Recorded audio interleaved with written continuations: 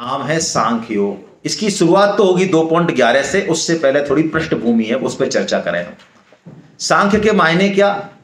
सांख्य नाम है विश्लेषणात्मक बुद्धि का, विवेक का, यानी जिसमें विवेक के रास्ते से हम भगवत प्राप्ति कर लें, तत्व प्राप्ति कर लें, वो रास्ता सांख्य योग, जिसे ज्ञान योग कहा। ठीक है, इसकी चर्चा करेंगे। लेकिन अर्जुन की जो अवस्था है उसको पहले देखें। अर्जुन इतना बोलते हैं पहले अध्याय में, लेकिन भगवान एक शब्द भी नहीं बोलते। यह टेक्निक हमको सीखनी चाहिए। बच्चों से बात करते समय, अधिकारी कर्मचारियों से बात करते समय साइकोलॉजिस्ट इस टेक्निक को अपनाते हैं। यदि आप साइकोलॉजिस्ट के पास कभी गए हों, तो यदि आप 1 घंटे उनके पास बैठेंगे तो 1 घंटे में से 55 से 56 मिनट आप ही बोलेंगे, वो 2 मिनट ही बोलेगा। क्यों? 56 मिनट में उसको पता लग जाता है कि मुझे उंगली कहां रखनी है। बच्चे से यदि आप ठीक से बात करें तो पता लग जाएगा कि उंगली कहां रखनी है। लेकिन हम प्राय कैसे बात करते हैं? सबसे बड़ों से, छोटों से, बच्चों से, हमारे पास जो सामान है वो फेंकते हैं उसके सिर पे। तू पहले हमारी सुन बेटा। तो बच्चे भी ऐसे हो जाते हैं, उनको मम्मी पापा की जो कैसेट है वो पूरी रट जाती है। उनको ये पता है कि मम्मी अब इसके बाद पॉज देने वाली है, इसके बाद ये एक विशेषण बोलने वाली है, फिर ये सलाह देने वाली है। तो वो आराम से गुनगुनाते हुए मम्मी की सलाह को सुन सकते हैं, क्योंकि उनके लिए वो 50-100 बार रिकॉर्डेड है और वो बजती रहती है। वो अपना अर्थ खो चुकी है। मम्मी को भी कोई लेने देने नहीं, तेरी बीमारी क्या है, मेरे पास तो ये सामान है, देख बेटा तू। लेकिन भगवान श्री कृष्ण बड़े विलक्षण डॉक्टर है भाई। उनसे कौन सा रोग छुपा है? नैतिक, मानसिक, शारीरिक, सारे रोगों का ट्रीटमेंट करते हैं वो। भगवान ने देख लिया कि अर्जुन मोह नहीं महामोह की अवस्था में है। अभी उपदेश लेने की पोजीशन में ये, जैसे हम तो बिना देखे ही उपदेश देना चालू कर देते हैं। क्या करें? कोई मिलेगा तो गीता प्रचार की बात कहेंगे, पता ही नहीं किस पोजीशन में। तो पागलों के हॉस्पिटल में जब पागल पहुंचते हैं, ज्यादा सीरियस कंडीशन वाले, आप कभी गए हो क्या? नहीं गए? अच्छा, आप गए?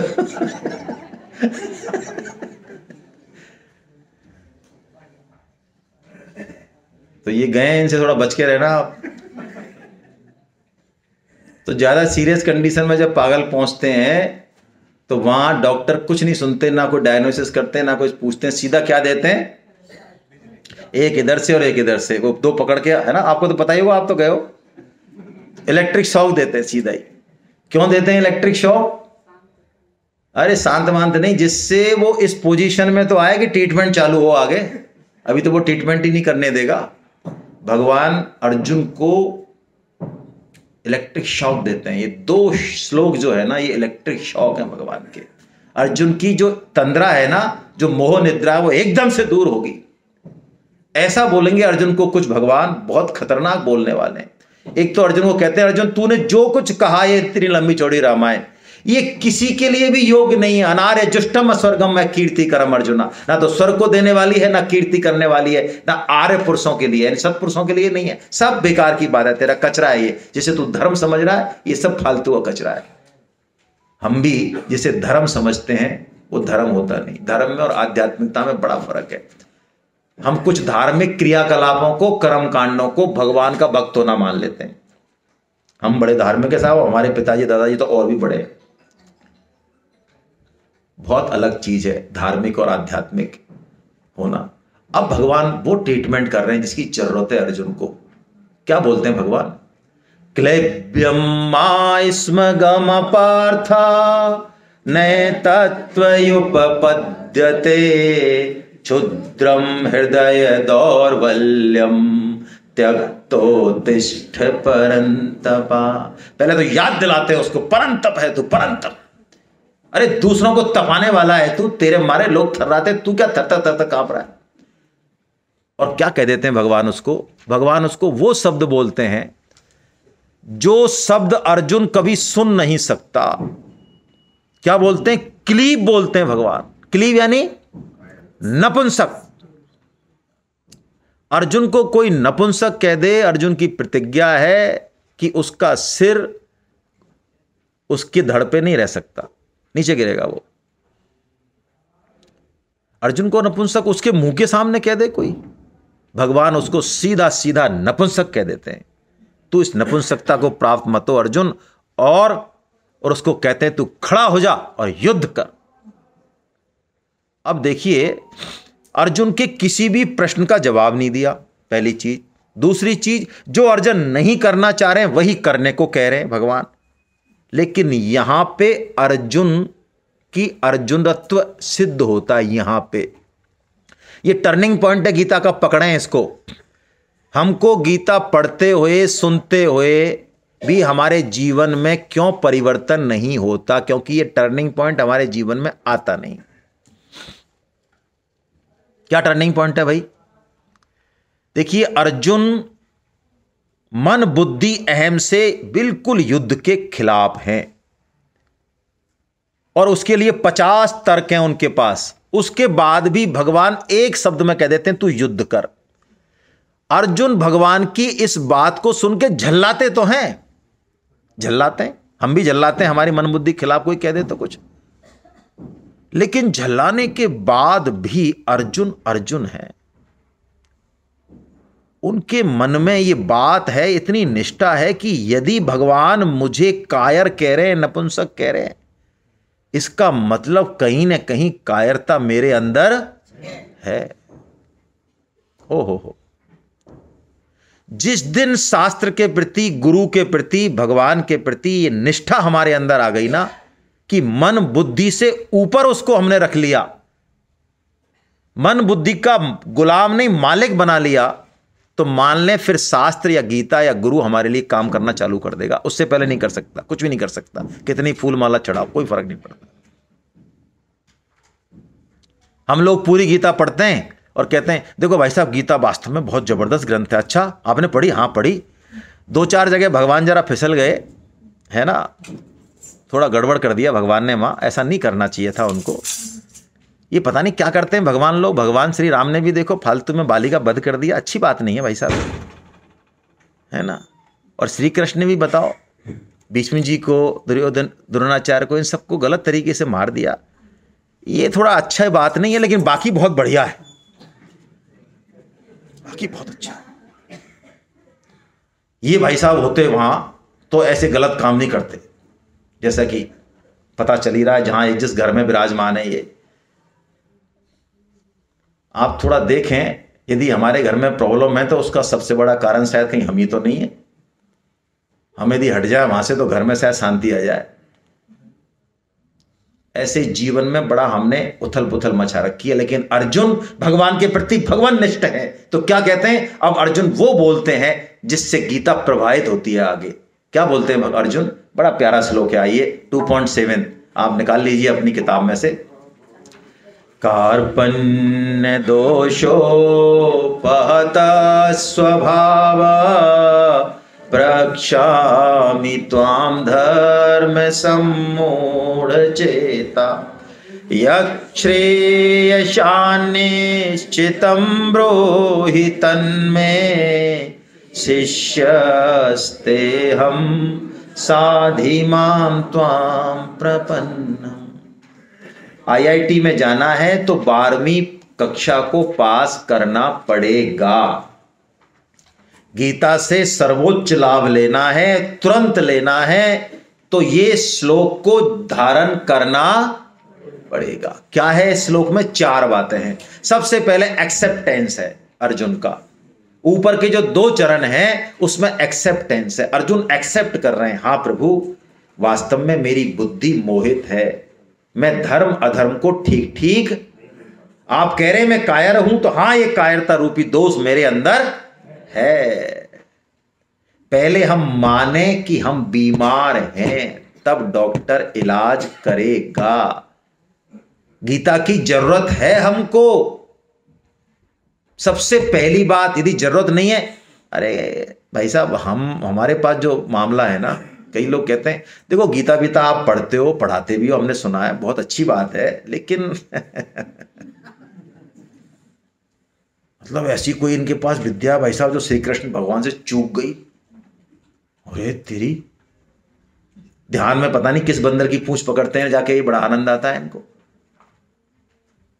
यानी श्री कृष्ण से भी कोई परत्व तत्व है, ऐसी इनकी बुद्धि में रहता है। ये बहुत स्पष्ट रूप से अर्जुन कह रहे हैं कि हां मैं सम्मूढ़ हूं, पहली बात। दूसरी बात, प्रक्षामि त्वाम, धर्म सम्मूढ़, सॉरी पहली बात। दूसरी यक्षेय, ओहो, देखिए दो चीजें होती है, श्रेय और प्रेय। प्रेय है भौतिक समृद्धि चाहना, जरूरी है, बिना उसके भी काम नहीं चलेगा घर परिवार का। भाई शरीर है, मना नहीं किया हमारे शास्त्रों में, अर्थ और काम को पुरुषार्थ माना, लेकिन ये जीवन का अंतिम लक्ष्य नहीं है।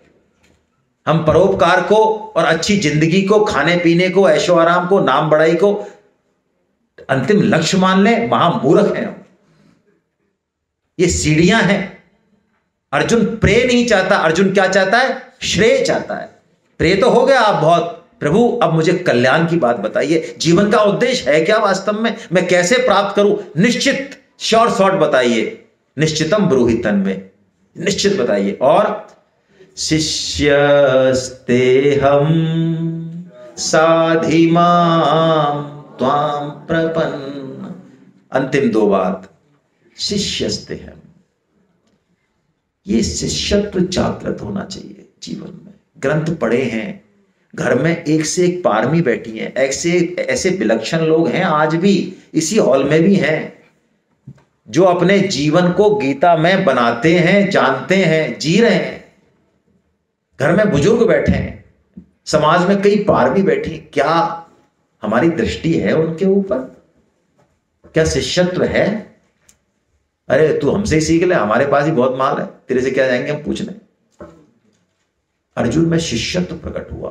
कृष्ण के साथ तो पिछले 30 साल से हैं, रोज शिकार पे जा रहे हैं, खेल रहे हैं, नहा रहे हैं, धो रहे हैं।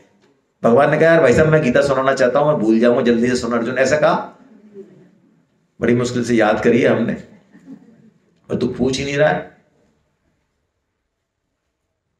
शिष्यत्व प्रकट हुआ तो गीता प्रकट हुई।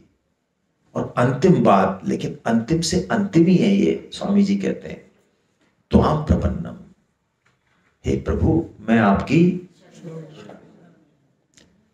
देखिए शरण होना निकम्मा होना नहीं है, अपने कर्तव्य कर्म को छोड़ के भगवान की टांग पकड़ना नहीं है। ये शरण का बहुत गलत मतलब है। मन बुद्धि पे जो हमारा आश्रय है, उस आश्रय को भगवान पे ले जाएं, अनन्य आश्रय। अब भगवान धक्का दें तो भगवान के, मारे कूटें तो भगवान के, और अमृत पिलाएं तो भगवान के। वो जो दें, मोक्ष दें, मुक्ति दें, नरक दें, जो दें वो दें, हमें क्या लेना देना है। अरे बच्चा है, माँ दूध पिलाए ना पिलाए, रोने का काम है, रो लेगा। या ऐसा कह देगा महीने भर का बच्चा, देख हम 3 बार रो लिए, अब हम पड़ोसी के यहाँ जा रहे हैं। हाँ, अब तो सुनी नहीं रही है हमारी, क्या करें बता। वैसे ही पड़ोस वाली आंटी बढ़िया है तेरे से, तो ऐसा कह देगा बच्चा ना।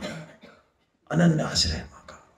जिस दिन ये आश्रय घट जाएगा भक्त के, तब फिर सारी जिम्मेदारी किसकी? भगवान की। डॉक्टर कहते हैं बच्चा दूध, मां का दूध पीता है बस, ना तो इंजेक्शन ले सके ना गोली दवाई ले सके, और बीमार हो गया तो डॉक्टर मां को दवाई देता है, और उसके दूध को पी के बच्चा ठीक हो जाता है। बच्चे ने कुछ नहीं किया, मां ने इलाज कराया, दूध पिलाया, बच्चा ठीक। ये अंतिम बात, ये 4 बात। और अब भगवान अपना उपदेश चालू करते हैं, और कहां से शुरू करते हैं? ये सांख्यों का उपदेश, ऐसोचानन वसोचस्तम, ओहो प्रज्ञावादांच। ये फिर तमाचा है हमारे मुंह पर एक। वो कहते हैं तू पंडितों की सी तो बातें कर रहा है, विद्वत्तापूर्ण अर्जुन, लेकिन तुझे पता है पंडित होते कौन है? हम भी यदि अपने आप को पंडित मानते हैं, ज्ञान से, उम्र से या वर्ण से, तो चेक कर लें इस श्लोक से। भगवान बहुत सिंपल बात कह रहे हैं, जो गतासून अगतासून नानु सोचंती पंडिता। असु कहते प्राण को, यानी जिनके प्राण जाने वाले हैं, चले गए हैं या जाने वाले, यानी जो चीज जन्मी है, जिसकी मृत्यु निश्चित है, पंडित उसके जाने पर शोक। अच्छा, ये शरीर की मृत्यु निश्चित है? गीता सेमिनार में पता चला या पहले से ही पता था? फालतू ही आपने पैसे हजारों रुपए खर्च कर दिए बेकार। यही तो हम बताने वाले हैं यहां। कोई नई बात बताएंगे? और कितना ही हमें निश्चित है, लेकिन मोह ऐसा गहरा है अंदर से, ऐसा गहरा। रोज अखबार में तीये की बैठक के समाचार पढ़ रहे हैं वल्लई, लेकिन कहीं न कहीं अंदर से ये अटल विश्वास है कि भाई साहब हम अभी जाने वाले नहीं है भाई साहब। कि भाई साहब आपसे 20 साल बड़े शर्मा जी के यहां गए होंगे। अच्छा, संडे को गए, मंडे को गए, बच्चे गए, सब गए, 50 तरह की न्यूज हमको बता दो, लेकिन अंदर से कहीं न कहीं ऐसा विश्वास है कि भाई साहब अभी हम कहीं हिलने वाले नहीं है। ये क्या है? ये पंडित बना है। पंडित शोक करता है उसके लिए कि जिस चीज के लिए, जिस उपयोग के लिए चीज मिली वो यूज में आई कि नहीं आई, इसका शोक हो सकता है। जो जाने वाली है उसका क्या शोक? भरत जी जब शोक करते हैं तो माता कौशल्या और वशिष्ठ जी डांटते हैं उनको, दशरथ जी के लिए शोक कर रहे हो। अरे दशरथ जो जिए तो राम के लिए और उन्होंने प्राण छोड़े तो राम के लिए। ऐसी मृत्यु बड़े बड़े ऋषियों को उपलब्ध नहीं होती है। उस दशरथ के लिए तुम शोक करो। राम राम कही और राम राम कही राम, तन परिहरि रघुवर विरह राव गयो सुरधाम। उस दशरथ के लिए शोक ना। तो भगवान स्पष्ट परिभाषा देते हैं, अर्जुन ये शरीर जाने वाला है। जाने वाला नहीं, जा ही रहा है। अरे स्वामी जी तो बहुत स्पष्ट बात कहते हैं जो हमारे जैसे मूर्खों को भी समझ में आती है। स्वामी जी कहते हैं जब जलेबी फाफड़ा खाके या घुसे इस ब्राइट फ्यूचर स्कूल में अंदर, यहां हॉल में, सेमिनार में, और जब निकलेंगे 11 बजे 2 घंटे बाद, तो चाहे जितने ही साल जिए, शास्त्र तो कहता है, वेद तो कहता है 100 साल जिए, हम सब जीना ही चाहिए, लेकिन 2 घंटे कम हुए कि नहीं हुए? बस तो इस बात को तो माने कि जितना भी समय है जिंदगी में 2 गए भैया, 2 गए हैं। रामकृष्ण परमहंस कैसा विलाप करते हैं वो। अरे अपनी जटाओं से जिन्होंने विष्ठा साफ की लैट्रिन्स में जा जाके, जटाओं से, अपनी बालों से, और जब भगवत प्राप्ति नहीं होती तो चित्कार करते, मां आज भी तेरा दर्शन नहीं हुआ, एक दिन और गया मां, एक दिन और गया। चित्कार करते हैं, तड़पते हैं, पलटते हैं, बिलखते हैं। लेकिन ये बात उतरे कैसे अनुभव में भाई? बात तो समझ में आई, लेकिन अनुभव में तो आई नहीं। तो भगवान सूत्र दे रहे हैं, अर्जुन तेरे को सूत्र देता हूं, इसको जीवन में उतार, तो ये बात जो मैं बता रहा हूं ये इसका अनुभव होगा। क्या क्या सूत्र है महाराज, बताइए। मात्रा स्पर्शास्तु कौन्तेय शीतोष्ण सुख दुःखदा आगमा पायनो नित्यास तांस्तितिक्षस्व भारत।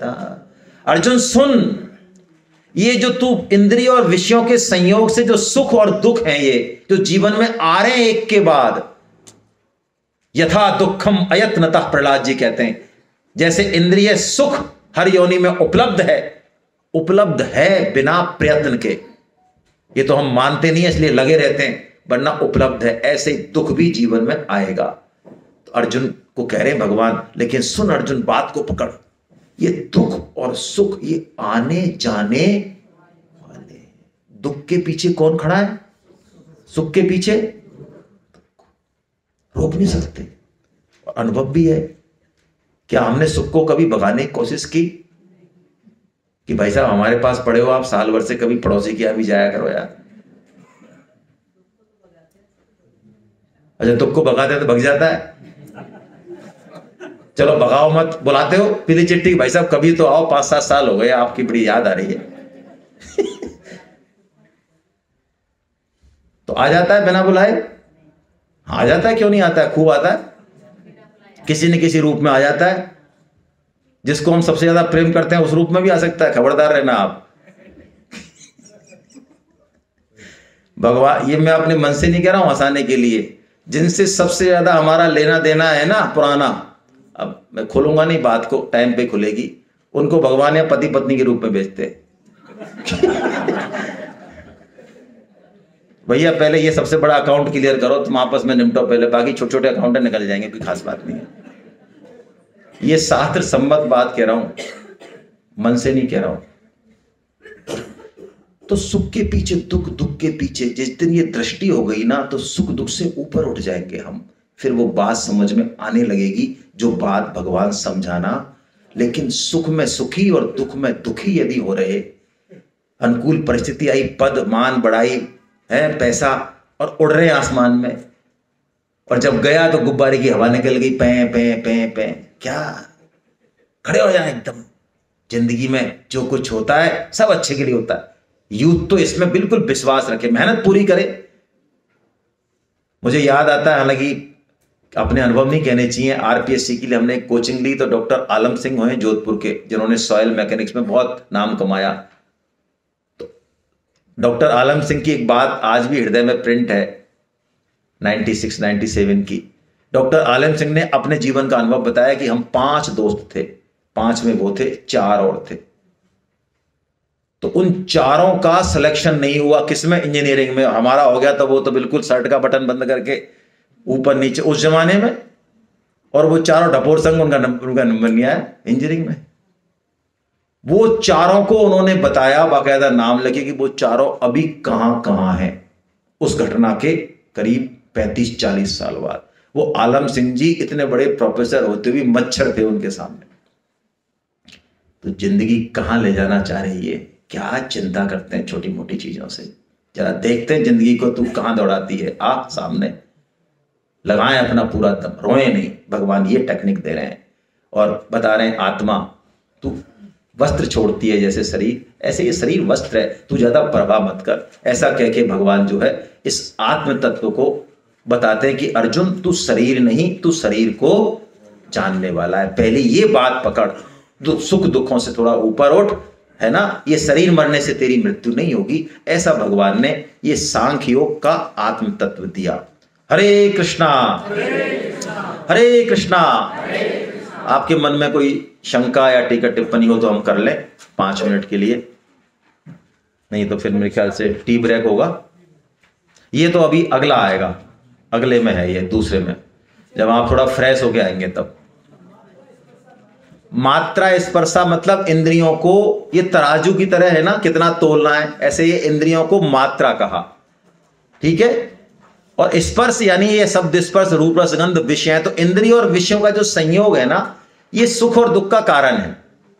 तो ये सुख और दुख होता तो संयोग इनमें सुखी दुखी होता है मन हमारा, ठीक है। तो भगवान ये कह रहे हैं कि ये आने जाने वाले हैं, तू इनकी परवाह मत कर। जैसे आपके मन में रसगुल्ला खाने की आई, गीता पढ़ते पढ़ते ही क्या करें, आ जाती है मन में, ये पढ़ने नहीं देती, लेकिन आप थोड़ा सा उसकी परवाह नहीं करें।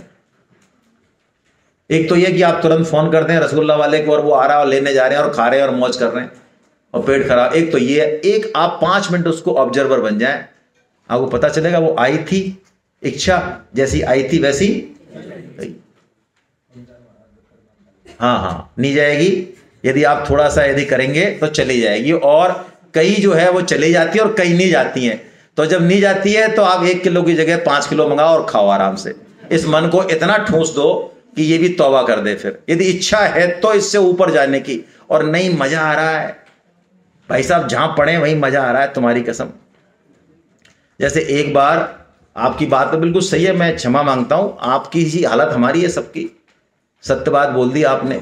एक बार इंद्र को श्राप के बस सुअर बनना पड़ा, तो जब समय हो गया उनका, तो उनको लेने आए उनके देवता, और उन्होंने कहा चलो भाई साहब आपके बिना मामला गड़बड़ है माँ।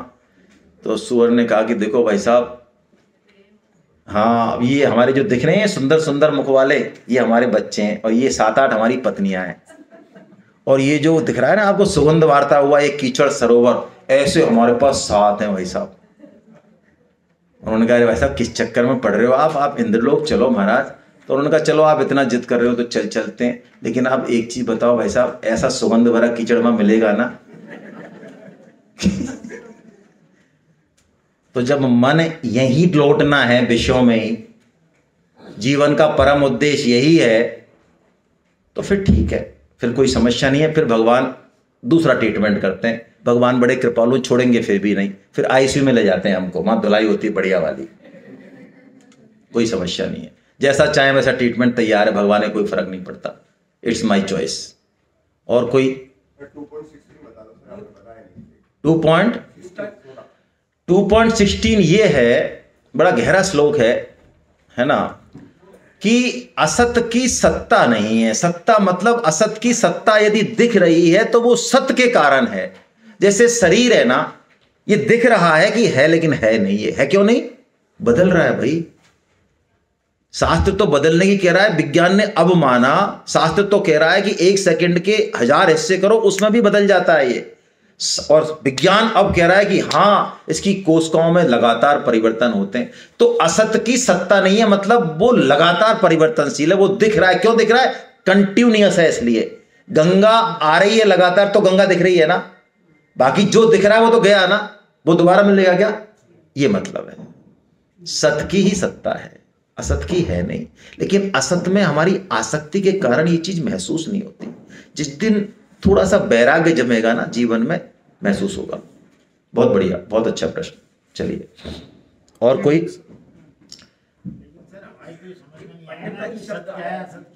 सत्य भगवान श्री कृष्ण है, और असत हमारी जो ये भोगने की इच्छा है, अपने आप को शरीर मानना है, ये असत है। हमने जो अभी अपने आप को फलाना सिंह मान रखा है ना, ऐसे हमने कितने शरीर धारण कर लिए, पता नहीं कितने नाम हमने धारण कर लिए। भाई ये नाम नहीं था तब भी हम थे, ये शरीर नहीं होगा तब भी। अभी हमारा मान लो नाम लल्लू की जगह कल्लू कर दें तो कुछ बदलेगा? अच्छा, इस शरीर में जो बचपन में जो ऐसा था, अब ये ऐसा हो गया, 3 किलो से 83 किलो हो गया, तब भी कुछ बदला? शरीर ही तो बदला, हम तो नहीं बदले ना। तभी तो हम कहते देखा देखा मेरा फोटो कितना अच्छा है, ये तो तुम्हारा ही फोटो है ना, तो ये जो बदल रहा है वो असत है, और जो इस बदलने को महसूस कर रहा है वो सत्य है, वही है हम। बहुत अच्छा प्रश्न आपका। जी सर, आप कुछ पूछना चाह रहे हैं? मैं ये पूछना चाह रहा था कि पंडिताई शब्द आया है, गीता के अनुरूप वास्तव में पंडित की परिभाषा क्या है? पंडित की परिभाषा भगवान ने 3 जगह दी है, वही पंडित की परिभाषा। अभी भगवान ने एक ही परिभाषा दी 4.19 में, दूसरी देंगे तब देखेंगे, है ना। पंडित वही है जो अपने विवेक का सदुपयोग कर ले, जो सत को सत जान ले और असत को, वो पंडित है। पंडा कहते हैं वो बुद्धि जो भेदन कर दे। पंडा जिसमें है वो पंडित है, जिसमें पंडा नहीं है यानी वो विवेक नहीं है, वो पंडित नहीं है ना। इस संसार में यदि कोई सार चीज है तो भगवान श्री कृष्ण है। इसके अलावा कोई सार चीज नहीं है। जिसको ऐसा अनुभव हो जाए या जिसका ऐसा उद्देश्य हो जाए वो पंडित। अभी के लिए ये मान लें। चलिए और कोई? 2.31 तो स्वधर्म है। स्वधर्म को 2 स्तरों पे हम समझ सकते हैं। एक तो शरीर को लेके स्वधर्म है, जिसको कि वर्णाश्रम धर्म कहा जाता है। मैं क्षत्रिय हूं, मैं वैश्य हूं, मैं स्त्री हूं, मैं पुरुष हूं, मैं अध्यापक हूं, मैं विद्यार्थी हूं, मैं अधिकारी हूं, मैं पत्नी हूं, मैं पति हूं। ऐसे करके हमारी कोई ड्यूटीज हैं, क्योंकि प्रकृति से हमने लिया है, देना है। किस रूप में? जो भी ड्यूटी मिली हमको, उस ड्यूटी को पूरा करना है हमको। इससे भी परम सिद्धि मिल जाती है। ये स्वधर्म हुआ। अब ये स्वधर्म किया किस लिए जा रहा है? ये सारे स्वधर्म जो अलग अलग रूट के हैं, हजारों लाखों तरह के हो सकते हैं, ये सब एक हैं। किस रूप में? स्वधर्म के रूप में। आत्मा का धर्म। आत्मा का धर्म क्या है? भगवान श्री कृष्ण की प्राप्ति, अपने स्वरूप की प्राप्ति, आनंद की प्राप्ति। तो यदि ये इस लक्ष्य को देख के किया जाए तो ये भक्ति हो गई। और उस लक्ष्य को ध्यान में नहीं रखें, सिर्फ मुक्ति का ही मामला है, दुख हटाने का, तो ये कर्म योग हो गया। ये स्वधर्म है। आत्मा का धर्म तो सब देखना और जानना बता। कोई बात नहीं, गीता में आएगा तो बात करेंगे। हम लोग यहाँ पे वो बात करते हैं जैसा कि मैंने आपको निवेदन किया सर, है ना, वरना ये डायरेक्शन बहुत गलत जगह घूम जाएगी। हम यहाँ उसी बात को तवज्जो देंगे जो भगवान श्री कृष्ण ने कही और स्वामी जी ने समझाई। यदि स्वामी जी ने ऐसा कहा है कि आत्मा का धर्म देखना सुनना और ये किसी श्लोक में है, तो बिल्कुल हम सब देखना सुनना नहीं, तो देखना जानना कह रहा हूँ। हाँ हाँ, देखना जानना आत्मा का धर्म है, बिल्कुल, है ना। आत्मा का धर्म क्या है? आत्मधर्म उसका मूल स्वभाव होता है ना। हम भगवान के अंश हैं, तो जो भगवान का स्वभाव है ना, स्वभाव, वही हमारा स्वभाव है, अलग नहीं है हम उससे, है ना। देखेंगे इसको आगे हम, कोई बात नहीं। कोई और? एक चीज मैं ये पूछ रहा था कि मतलब हमारा जो है पुण्य का है उदय हुआ, तभी तो आप हमें मतलब यहाँ सुनने के लिए। बिल्कुल सही है। देखिए इसमें दो चीजें हैं। कृपा से हमको बिल्कुल ठीक है, ज्ञान की प्राप्ति। बिल्कुल ठीक है, आपने बिल्कुल ठीक बात कही। दो चीजें आप सुने, आप, मैंने पुण्य को बिल्कुल बेकार नहीं बताया, 1 ग्राम बताया ना। पुण्य से हमें मौका मिलेगा, लेकिन उस मौके को हम एनकैश करें या ये पूरी तरह किस पर डिपेंड है? हमारे ऊपर है, कृपा पे, हमारे ऊपर। ये पुण्य की दम नहीं है कि हमको खींच लाए। पुण्य आपको कॉल करा देगा, आपको अवसर दे देगा, आपको सिस्टम से मिला देगा, लेकिन आप उसका सदुपयोग करो या ये पूरी तरह आप पे डिपेंड है। मैं वही कह रहा हूं ना, पुण्य का एक मैंने आपको बता दिया ना, बस यही मामला है। लॉकर मान लो इसको, लॉकर में आप अपनी चाबी लेके जाओगे, उसके बिना तो कैसे खुलेगा? वो तो चाहिए ही चाहिए, लेकिन एक चाबी और चाहिए ना भाई, है ना। चलिए, हरे कृष्णा। हम लोग अब 10 मिनट में मिलते हैं टी ब्रेक के बाद, है ना। हरे कृष्णा, हरे कृष्णा, हरे कृष्णा।